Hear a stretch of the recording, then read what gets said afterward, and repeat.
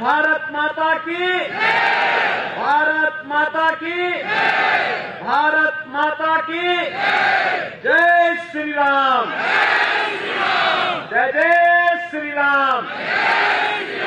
Bharatiya Janata party के प्रत्याशियों के समर्थन में आप सबसे अपील करने के लिए आए हैं। भाइयों बहनों, गुजरात की धरती बड़ी पावन धरती है, बड़ी उर्वरा धरती है। गुजरात की धरती ने सदैव देश को एक नई प्रेरणा दी है। जब ये देश मध्यकाल के आक्रांताओं के कारण तमाम सामाजिक रूढ़ियों से जकड़ा हुआ था, उस कालखंड में स्वामी दयानंद सरस्वती गुजरात की धरती ने देश को दिए, जिन्होंने आर्य समाज के माध्यम से समाज को एक नई जागृति पैदा करने का काम किया था। गुजरात की धरती ने देश की आजादी के महानायक राष्ट्रपिता महात्मा गांधी दिए, और गुजरात की धरती के कारण भारत के एकीकरण के शिल्पी लौह पुरुष सरदार वल्लभ भाई पटेल भी गुजरात की धरती ने ही भारत को दिए हैं। जब भारत की राजनीति बेईमानी, भ्रष्टाचार, अराजकता और कांग्रेस के परिवारवादी राजनीति की शिकार बन चुकी थी, लोगों में आक्रोश था, राजनीति के प्रति अविश्वास था, उस कालखंड में गुजरात ने 2014 में देश के यशस्वी प्रधानमंत्री श्री नरेंद्र भाई मोदी भी गुजरात की धरती ने भारत को दिए हैं। और आज का दिन तो अत्यंत महत्वपूर्ण है। एक और गुजरात विधानसभा की 89 सीट पर प्रथम चरण के मतदान चल रहे हैं, और भाइयों बहनों, इसी दिन गुजरात के गौरव भारत के यशस्वी प्रधानमंत्री श्री नरेंद्र मोदी जी को G20 के देशों का प्रमुख के रूप में आज उनका चयन भी हुआ है। भाइयों बहनों, G20 के ये देश दुनिया के वे 20 बड़े देश हैं जिनका दुनिया के 80% संसाधनों पर अधिकार है। भारत को आजादी के अमृत महोत्सव वर्ष में यह सौभाग्य मिलना, ये गौरव मिलना, ये प्रधानमंत्री मोदी जी के यशस्वी नेतृत्व और वैश्विक स्तर पर भारत की बढ़ती हुई प्रतिष्ठा का प्रमाण है।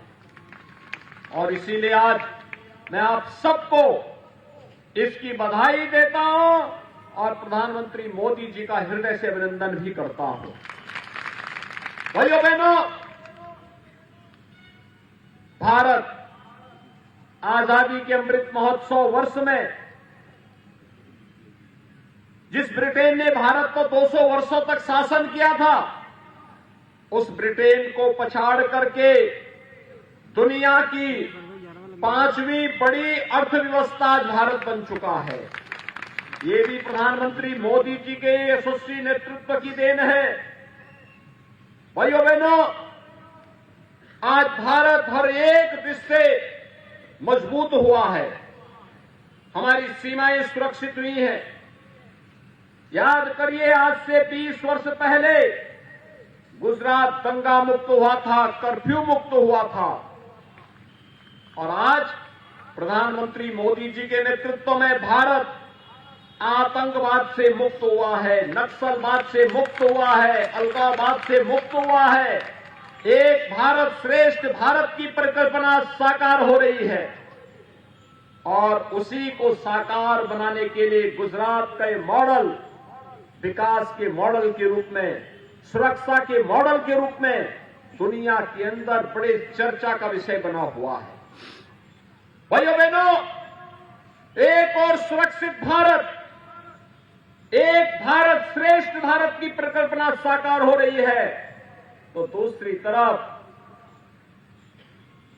संकट के समय में अपने नागरिकों के साथ कैसे खड़ा हो जाया जाता है, इसका भी प्रमाण प्रस्तुत किया है प्रधानमंत्री मोदी जी के नेतृत्व ने। कोरोना जैसी महामारी के दौरान जब सभी राजनीतिक दलों के लोग और दुनिया के तमाम देश किम कर्तव्य विमूढ़ की स्थिति में थे, तब प्रधानमंत्री मोदी जी फ्रंट फुट पर आकर के देश को लीड कर रहे थे और उन्होंने उस समय नारा दिया था, जान है जहान है, जीवन भी और जीविका को भी बचाने का, जहां बीमार वहीं उपचार का, फ्री में टेस्ट, फ्री में वैक्सीन, फ्री में उपचार और भाइयों बहनों हर गरीब को फ्री में राशन की सुविधा भी प्रधानमंत्री मोदी जी ने उपलब्ध करवाया। एक फ्री में राशन की सुविधा, डबल इंजन की सरकार महीने में 2 बार राशन भी दे रही थी। भाइयों बहनों इससे पहले कभी नहीं हुआ। और एक तरफ गरीब कल्याणकारी योजनाओं के माध्यम से हर एक गरीब को बिना भेदभाव के सबका साथ सबके विकास के भावनाओं के अनुरूप कार्य करने का कार्य किया गया, वहीं दूसरी ओर भारत की आस्था का सम्मान भी प्रधानमंत्री मोदी जी के नेतृत्व में हुआ है। भाइयों बहनों, भारत की आस्था का सम्मान किस रूप में हुआ है, ये किसी से छुपा हुआ नहीं। हम सब जानते हैं, अयोध्या भगवान श्री राम की पावन जन्मभूमि, 500 वर्षों से वहां पर भगवान राम का भव्य मंदिर जो कभी आक्रांताओं ने तोड़ दिया था, उसके निर्माण की मांग हो रही थी। कांग्रेस उसमें बैरियर बन गया था, कांग्रेस उस मांग को पूरा नहीं होने देती थी। मोदी जी के प्रधानमंत्री बनते ही सारे बैरियर हट गए, अयोध्या में भगवान राम के भव्य मंदिर के निर्माण का कार्य प्रारंभ हो गया। देश के अंदर अगर आप देखेंगे चारों ओर आस्था का सम्मान किस रूप में हो रहा है। काशी में काशी विश्वनाथ धाम का निर्माण होना, उज्जैन में महाकाल के महालोक का निर्माण होना, केदारपुरी में पुनरुद्धार हो जाना, बद्रीनाथ धाम का सुंदरीकरण की कार्रवाई को आगे बढ़ जाना, द्वारका धाम का पुनर्निर्माण हो जाना, मां अंबा के पावन धाम दाता का फिर से सुंदरीकरण और पुनरुद्धार का कार्य हो जाना, सोमनाथ मंदिर के सुंदरीकरण के इस बड़े प्रोजेक्ट को ध्यान में रख करके कार्रवाई को आगे बढ़ा देना, ये भारत की आस्था का सम्मान है।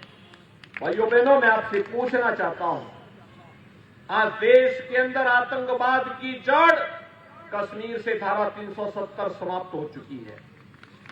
मैं आपसे पूछना चाहता हूं, क्या कांग्रेस कश्मीर से धारा 370 को हटा पाती? क्या कांग्रेस पे आपको विश्वास है हटा पाती? क्या कांग्रेस या आम आदमी पार्टी अयोध्या में राम मंदिर का निर्माण करा पाती? क्या काशी विश्वनाथ धाम का ये लोग निर्माण करा पाते? और क्या संकट के समय कोरोना कालखंड में फ्री में टेस्ट, फ्री में उपचार, फ्री में वैक्सीन और फ्री में राशन की जो सुविधा मोदी जी ने दी, बीजेपी की डबल इंजन सरकार ने दिया, क्या आम आदमी पार्टी और कांग्रेस से सुविधा दे पाती? भाइयों बहनों, न ये आपके सुख दुख में सहभागी बन सकते हैं, न ये आपकी आस्था का सम्मान ही कर सकते हैं, न ये आपको सुरक्षा ही दे सकते हैं, और न हमारे देश को ये वैश्विक स्तर पर सम्मान ही दिला सकते हैं। तो फिर हम इनको चुनें क्यों? इनको कतई नहीं चुनना चाहिए, इनको कतई वोट नहीं देना चाहिए। याद करना, जब सोमनाथ मंदिर के पुनरुद्धार की बात आई थी, सरदार साहब ने बीड़ा उठाया था, कांग्रेस ने विरोध किया था। जब देश के प्रथम राष्ट्रपति डॉक्टर राजेंद्र प्रसाद जी सोमनाथ मंदिर के पुनरुद्धार कार्य के बाद उद्घाटन कार्यक्रम में आ रहे थे, तब कांग्रेस ने विरोध किया था। कांग्रेस हमेशा सरदार साहब का विरोध करती रही। कांग्रेस सदैव बाबा साहब भीमराव अंबेडकर का विरोध करती रही।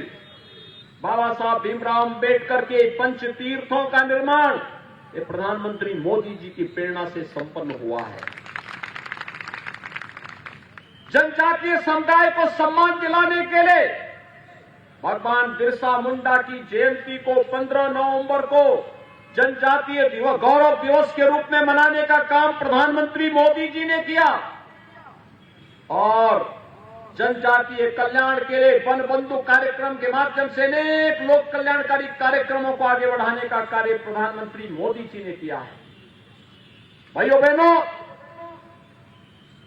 गुजरात के अंदर विकास जिस नई ऊंचाई को पहुंच रहा है, हर गरीब को आयुष्मान भारत में 5 लाख रुपए की स्वास्थ्य बीमा का कवर वर्तमान में मिल रहा है और भूपेंद्र भाई पटेल के नेतृत्व में भारतीय जनता पार्टी ने तय किया जब फिर से डबल इंजन की सरकार बनेगी तो आयुष्मान भारत की राशि 5 लाख से बढ़ाकर के 10 लाख सालाना करने का काम भी करेंगे। वृद्धावस्था पेंशन हो या निराश्रित महिला पेंशन, बिना भेदभाव के हर पात्र व्यक्ति को प्राप्त हो रही है। अन्नदाता किसानों के लिए प्रधानमंत्री किसान सम्मान निधि का लाभ हर एक अन्नदाता किसान को उपलब्ध हो रही है। क्या गांव हो, क्या गरीब, क्या किसान हो या नौजवान, समाज के प्रत्येक तबके के लिए कल्याणकारी कार्यक्रम प्रधानमंत्री मोदी जी के नेतृत्व में उनके मार्गदर्शन में डबल इंजन की सरकार ने गुजरात के अंदर दिए हैं। और इसीलिए भाइयों बहनों, मैं आप सबसे अपील करने के लिए आया हूं, ये कांग्रेस कभी संकट के समय आपके साथ खड़ी नहीं हो सकती। कांग्रेस का अब एक संकीर्ण एजेंडा है। आम आदमी पार्टी कभी आपके साथ खड़ी नहीं हो सकती। आम आदमी पार्टी हमेशा देश की सुरक्षा के साथ खिलवाड़ करती है। ये लोग देश की संप्रभुता के साथ खिलवाड़ करने वाले लोग हैं। ये लोग सुरक्षा नहीं दे सकते, आस्था का सम्मान नहीं कर सकते। ये लोग केवल और केवल अपनी राजनीति को करने के लिए जनभावनाओं के साथ खिलवाड़ करते हैं। और इसीलिए आज मैं आपके पास आया हूं आपसे कहने के लिए कि गुजरात भारतीय जनता पार्टी के लिए एक आदर्श स्टेट बना हुआ है। भाइयों बहनों, आपने गुजरात के गौरव को बढ़ाया है प्रधानमंत्री मोदी जी को बार बार चुन करके, और ये 7वीं बार भी आपको चुनना है। यही अपील करने के लिए आपके पास आया हूं। और इसीलिए भारतीय जनता पार्टी ने श्रीमती विकी बहन परमार को अपना प्रत्याशी बनाकर के आपके बीच में उतारा है। भाइयों बहनों, आप सभी भारतीय जनता पार्टी को विजयी बनाएंगे। सभी लोग सहमत हैं? सभी लोग सहमत हैं? सो आप बधा भाजपा ने भव्य जीत आपसो हाथ ऊंचा करीने समर्थन आपो। सभी लोग बोलेंगे मेरे साथ, भारत माता की, भारत माता की, भारत माता की जय श्री राम, जय जय श्री राम।